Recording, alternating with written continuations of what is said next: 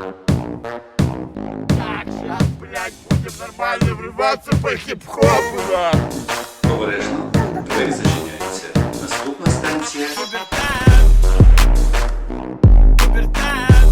Крыши подземелья. Жрать колбасу хочу. Шановні пасажири, Все под контролем МЧС. Натуральное мясо, нормальная тема. Я в эту душу свою всю жизнь вкладываю, своих 20 лет. Я занятой человек, у меня... Здорово, пацаны. Все, хорошего дня вам. Пубертат увидел мир. Здрасте. О, Сус, вот это подарок тебе, подгончик от комрада. Лопата, кладухи будешь копать, вообще заебись, новенькая, там муха не еблась на ней. Что, куда едем, ребят, куда едем? Едем, значит, в Чернобыль искать золотой танк Чернобыльского рейха. О, сейчас будем копать, пробовать найти золото. Сейчас посмотришь, как в Чернобыле. Там никто никогда не копал, там это запрещено. Но попробуем как-то это все сделать. Ну, бля, я Мусора вообще против реально в будут. Чернобыль поедем? Ребята, в Припять с нами не хотите? В Припять? Не пустят, да? А, муж не пустит, да? Внук. А, внук? А я понял. Отлично. А вы не хотите с нами в Припять? Я так понимаю, шоце. В Припять? Да. Ну, Чорнобиль. А, ні. Чорнобиль forever, такого щастя більше нам не треба. Все, а мы полетели. Все, мы врываемся. Припять, Припять, Припять, Припять. Ебать, распогодилось. Пиздарезно. Заезжаем в Припять на своей машине. Пиздец, наконец-то, блядь. Что там происходит? Сус! Пацаны, погода просто уникальная. Чтобы вы понимали, мы выезжали с Киева, снега не было, вообще был голый асфальт. Блядь, а зимняя Припять, ты прикинь, какая в снегах сейчас охуенная будет. Мне главное, чтобы хабар был. Камрад, а ты же не был еще в Припяти? Не был первый раз. А по информации там же ну много золота и всяких таких Там драгоценных. очень много евреев жило. У меня даже карта есть с собой. Так что Сус можно нормально обогатиться. Ага, Желаешь обогатиться? конечно. Проститутки, колбаса, вино. Сильно не спеши, Камрад. Ты на зимней резине? А зимняя резина? Ну. Припять, Припять, Припять! Бухло! Слышишь, а можешь рассказать, если не секрет, какие самые большие находки при тебе люди находили? Или ты был свидетелем, чтобы отыскивали какой-то клад? Ну, же говорю, то есть у нас вообще в сообществе 12 миллионеров, вот такие ребята, Сколько? которые... 12 миллионеров, вот такие, которые рассказали. А те, которые не рассказали, просто там утаили, знаешь, ну, не побоялись, возможно. Я их тоже, конечно, понимаю, потому что... нахуй не надо. Да, сыкотно, да, сыкотно рассказать просто. Интересных Стяжимый. находок был биметаллический окинак, ну вот, скифский. Биметаллический, значит, с двух металлов. Такой на аукционе там за 200 тысяч евро проходил. Ну, вот. А так в основном находят монетные клады. Монетные клады это Екатерины II, Петра I, ну в количестве монеты, и соответственно там монета от 1000 баксов. Вот умножает там 20 монет нашел, 20 тысяч долларов. 50 монет нашел, 50 тысяч долларов. Вот такого плана. Еще очень дорогие мечи. Вот недавно парень нашел, короче, яблочко от меча, это самая нижняя часть. Ага. Вот. И такой говорит, кусок говна, лучше выкину, понял? Типа, железная такая штука, по ней вообще не поймешь, что. Выставил на аукцион 70 тысяч гривен, прикинь. Ну, нормально. Это просто за раз вышел покопать. Поэтому находок много еще в земле, и территория любого государства, я думаю, там минимум просканирована металлоискателями. И, как говорится, везет дуракам и пьяницам, как я уже в прошлом выпуске, в прошлом блоге нашем говорил. И А я пьяница, кстати. ты тоже так говорил. Да, я пьяница. Клады расположены, клады, они по сути сами, они расположены не в пространстве, а во времени. Объясняю, что это значит. К примеру, растет дерево, пока жизненный цикл дерева не закончен, его не спиляют и не распахают это дерево под поле там, да, клад будет недоступен. То есть клады все расположены во времени. И время влияет. Сус опоздал сегодня, например, да, не вышел нас. Мы чуть-чуть притормозились, пробили колесо, начали тут копать. То есть, ну, жизнь ведет вот такими тропинками, астральными нас. Ага. Поэтому все вот это, то, что наносное, физическое, оно сначала формируется на нашем ментальном плане. Поэтому надо очень быть внимательным к знакам на дороге. Если серуна встретить, вот человек, который сыт, обычно попадается клад серуна. Клад Серуна это вообще очень интересная штука, он был во все времена. Это когда ты садишься срать, снимаешь штаны, и у тебя монеты сразу высыпаются. Но ты так хочешь срать, что тебе похуй то, что монеты высыпаются с карманов. Ты просто этого не замечаешь. Это называется клад Серуна. Клад Серуна это самый богатый клад, который очень часто встречается среди всех поколений и среди всех эпох. Потому что срали люди всегда, как и жрали. Прикинь. Все посрать, мобилка выпала и все. Да, это современный клад Серуна. Мобилы, кстати, тоже теряют, так грибники. Личинку отложить надо, глину скинуть, что делать? Сел там, опа, выпало, короче, и все. И пошел. И пошел. Потом хуй да. вспомнит, где Да, дел. да, так и есть. Водоем.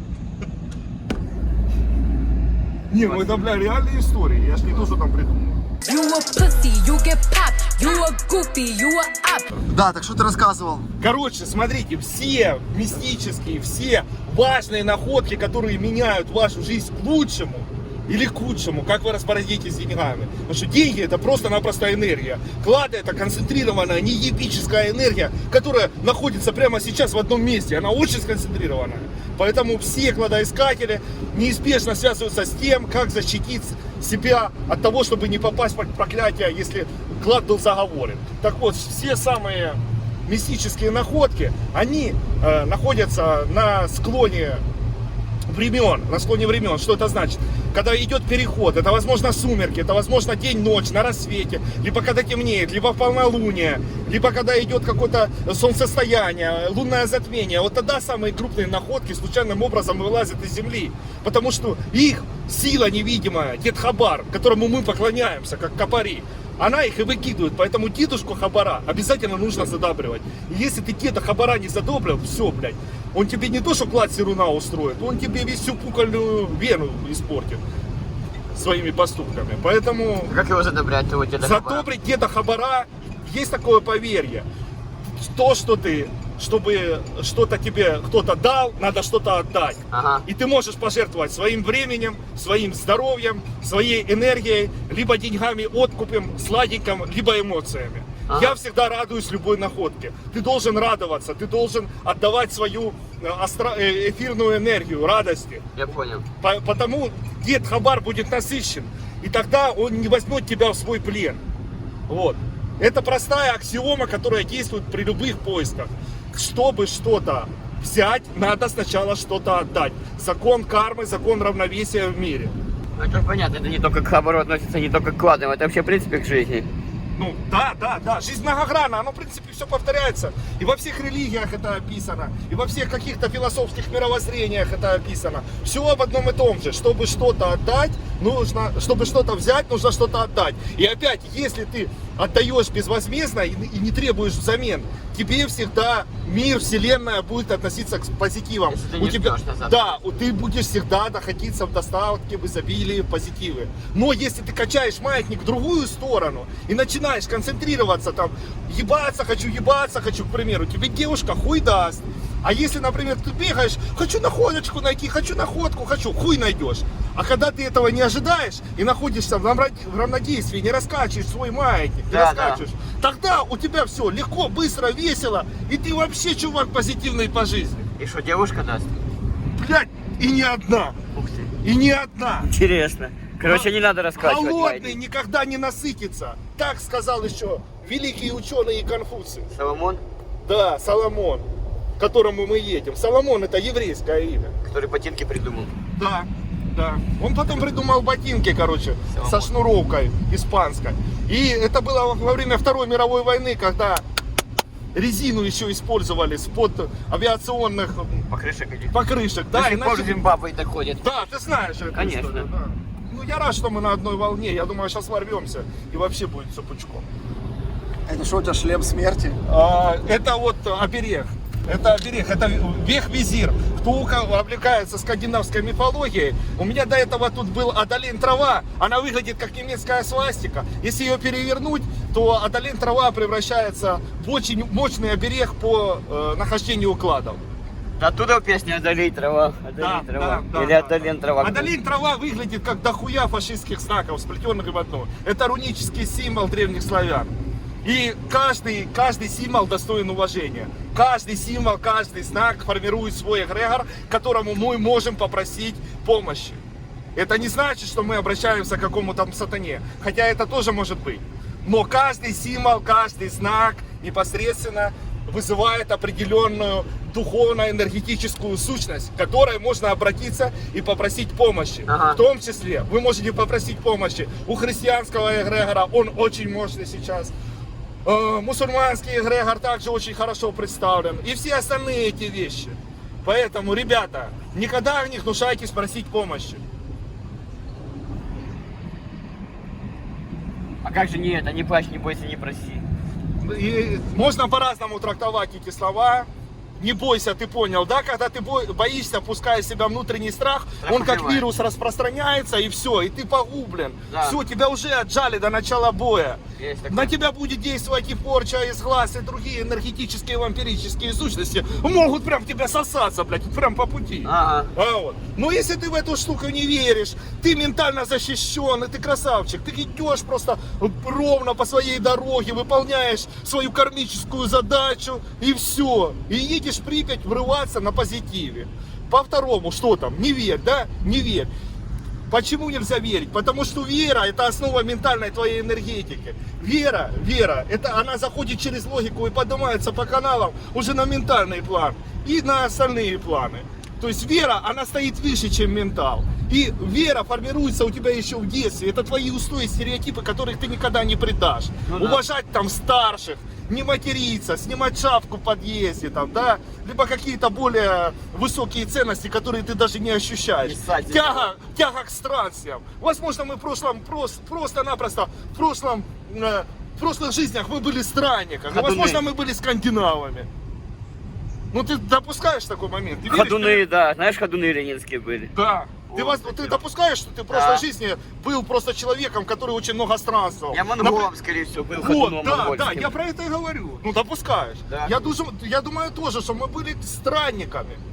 Возможно, из будущих жизней мы переродимся в межгалактических путешественников. О, нормально. И будем получать, просто кайфовать от новых мест. Мы получаем, впитываем энергию и через все наши каналы, социальные сети передаем ее дальше. Почему позитив вызывают все видео твои? Виталий, не задумывался ты? Сус. А чего? А потому что ты даришь позитив миру, ты собираешь энергетику. Мы сейчас врываемся, мы собираем энергетику Земли. Нам дано, у нас открыты каналы, нижние чакры открыты. Мы всасываем это в себя и как губка впитываем. И ребятам выплескиваем это все на позитиве.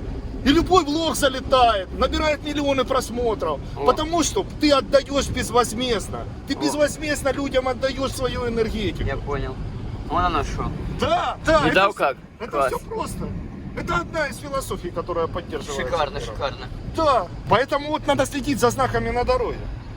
Знаки пути очень интересные штуки. Если ты умеешь читать знаки на пути, ты вообще как непобедимый Джокер хуяришь по жизни. Ты можешь ориентироваться, ты видишь больше. Понимаешь?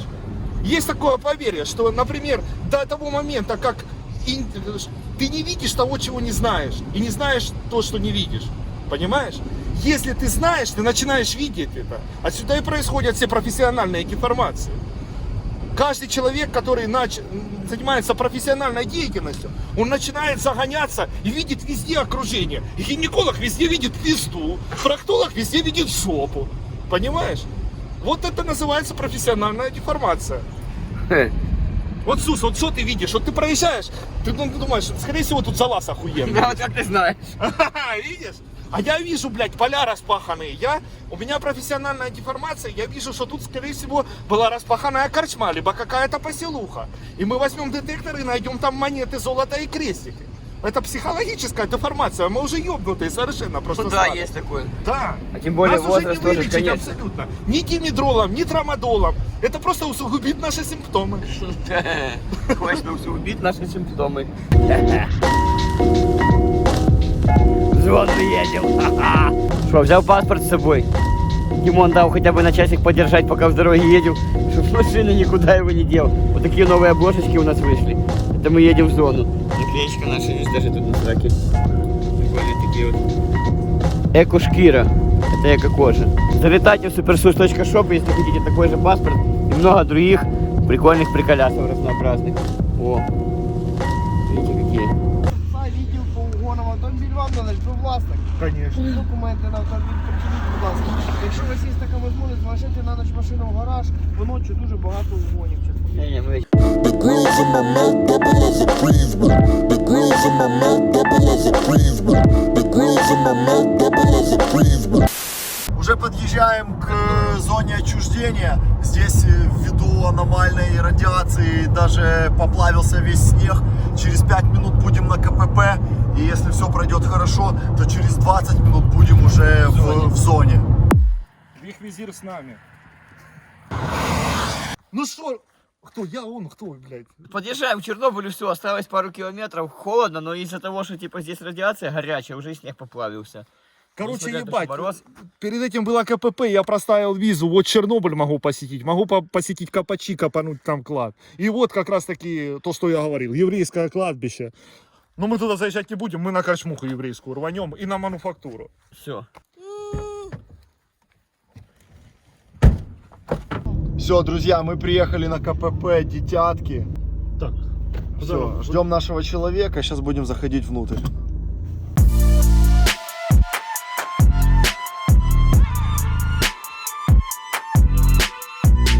Друзья, стоим на КПП Детятки. Сейчас проверяют наши документы и через 2 минуты уже заедем в зону. Следующий кадр будет изнутри уже, из зоны отчуждения. Все, и через 20 минут будем гулять по Припяти. Короче, пацаны, вот такие схемы, что мы тут видим? Короче, смотри, вот Припять, вот там энергоблок, станции, все вот эти дела. И вот я вожу карту. Вот это старинная карта. То, что вот сама Припять, вот видите, да, вот Чернобыль. То, что я хотел проверить, смотрите, то, что мне понравилось. Вот есть такое село Капачи. Это 100% там жили Капачи. И тут вот пропала церковь, и три целых этих самых улицы пропало. И вот тут вот на улице стояла корчма еврея одного. Сейчас там ничего нет. Когда строилась Припять, вот видите, там ничего нет.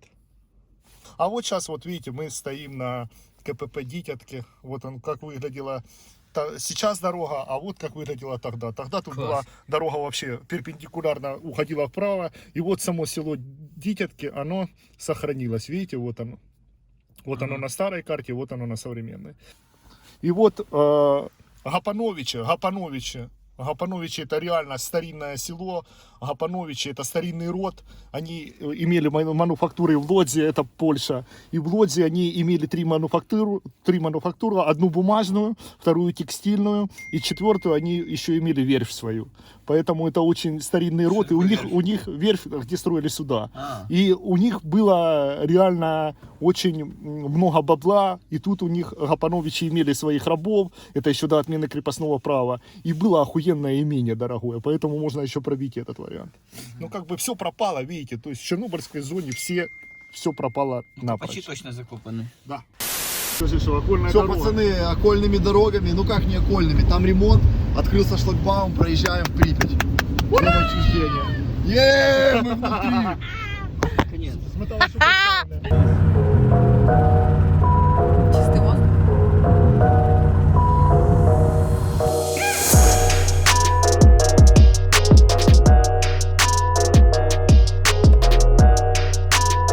Заезжаем в город Чернобыль.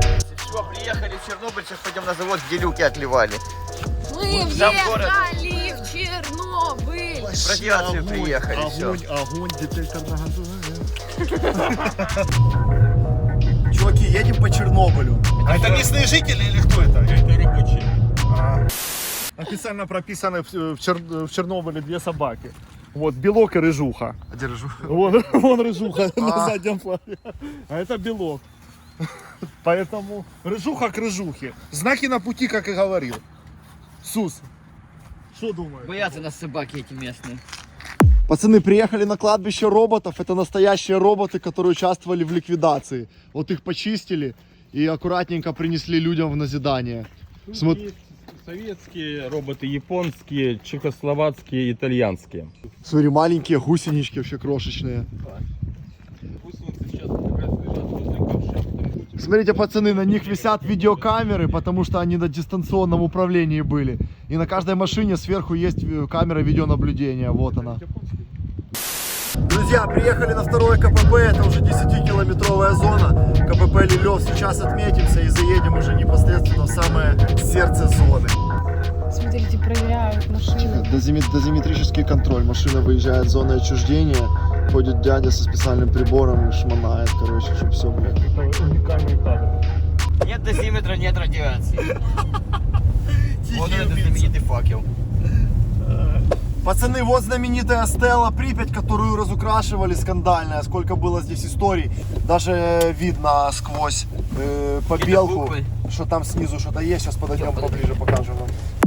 Пацаны, мы на подъезде в Припять. Через пару минут будем уже в мертвом городе. Это знаменитая скандальная стела, которую много раз разукрашивали. Вы видите под побелкой еще следы старых надписей. Вот. Это не Сус, это не он раскрасил. Ну кто-то даже говорил, что это этих рук дело. Вот этих, да. Покажи руки. Руки не в краске? Вот, под ногтем есть краска. Ага, может он. Друзья, а теперь внимание, важный момент. Шутки шутками, но хочу обозначить, что никакого отношения к вандализму в Припяти мы не имеем и никогда не имели. Мы просто врываемся на позитиве. Где-то у нас есть юмор, но мы с уважением относимся к этому месту. Мы ничего не портили, не портим и не имеем никакого отношения, чтобы не говорили злые языки, к вандализму. Поэтому ставлю вас в курс дела. Спасибо за понимание. Всем приятного просмотра. Припять, Припять, Припять, Припять, Припять, Припять. Слушай, ты участвуешь в мероприятии или сачкуешь? Сачкую. А я участвую. Можно снимать на Да, здесь можно. Здесь уже можно. Спокойно, да? Это не полицейский. Все, братва, КПП Припять, вот так это выглядит. Главный пост в город. Остановись. Все, можно выходить покурить пока. Да. Не радиоактивный. Это не из вас, это искусственно. Собаська. Ты ж только аккуратно, бо у нее на шерсти радиация. Шерсть впитывает радиацию. Вы маленькие охранники. Я охраняю Припять. Припяти. Я охраняю Припять. Ходят гавкают. Ай, блядь.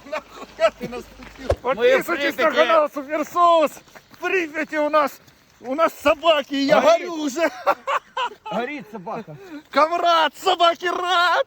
Ля-ля-ля-ля-ля. Ничего себе, вот это уровень, да? Официально въезжаем в Припять. А на самом деле это может быть тайный план. Сейчас закроют за нами. Все, спасибо, до встречи. Пожалуйста, до встречи. Все, пацаны, мы в Припяти, посмотри. Едем на машине по мертвому городу. Наконец-то. Класс. Смотри, вон заброшенные дома. А где-то, прикинь, сталкеры по лесу чухают. Да. По-любому же есть сталкеры в Припяти сейчас. Сейчас сидят. Да.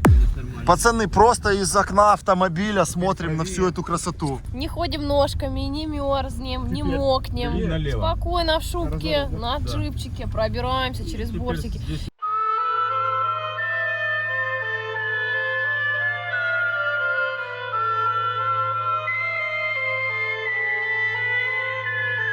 Теперь налево. Налево. Лево. Да. Бери чуть-чуть правее, так чтобы не в бровку влазить. Да у нас климакс высокий, нормально. Климакс. Может нас быть, климакс. высокий, да. Братва, выехали прямо к колесу обозрения, центральная площадь Е-бой! Чуть не сказал Киева. Вот несколько людей, экскурсантов. Ну, действительно непривычно все это наблюдать с такой Пиздец. точки зрения. Hello, Полинва. Hello, Dmitry. How do you do? I'm fine, thank you. Welcome to Pripyat. Yes, okay. Все, пацаны, приехали просто на машине прямо под колесо. Собачела прибежала. Собачела, здорово.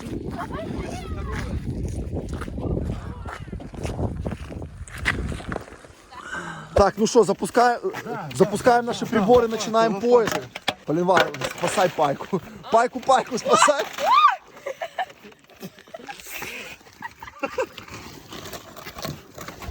На, клади аккуратно. Романтик, Ага. Что? Так. Это мне. Тебе одну дать? Что, ты одну хочешь? Ладно. Ну, тут ничего плохого нет, да? Одну. Хорошо, договорились? Нема тут друзей у тебя? Давай одну. В пастью клади ей. Да, не кусай. Моя умничка. Моя умница. Ой, обалдеть, ты шо? Шок вообще полный. Припятская собака хавает суши. Полнейший шок вообще, я в шоке, я сама не ожидала. Чтобы она не отпустила ничего. Да? Вот, 2 палочки. Беременные лопаты. Смотри, что у меня есть! Ну это будет получше, слушай. Ай-яй-яй. Лапу давай. Дай лапу. Моя умничка. Дай лапу. Я уже дала 1 раз, слышишь?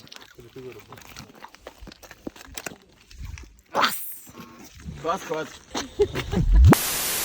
Ну что, приехали, мы в самом центре. Что происходит дальше? Колесо, мы официально на нашей рыжухе приехали сюда. Давно хотели это сделать, ну вот мы и здесь. Что, Алексей, ешь это? Да, смотри. Ну, Тут пердечь. чуть-чуть влияет радиация. В общем, есть. Находки будут. Сейчас ворвемся. И камрад, кладу хамрад. Ну и Чернобыль тоже. Я вообще в шоке от этого всего. Собака тоже в шоке. Ворвались! Сейчас будет золото все наше!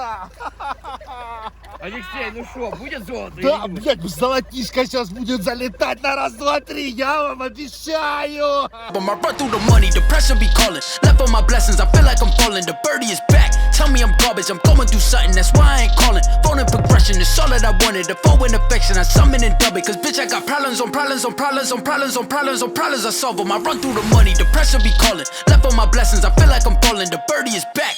Золото найдем! Мы хуярим ночью и днем, что мы фонари!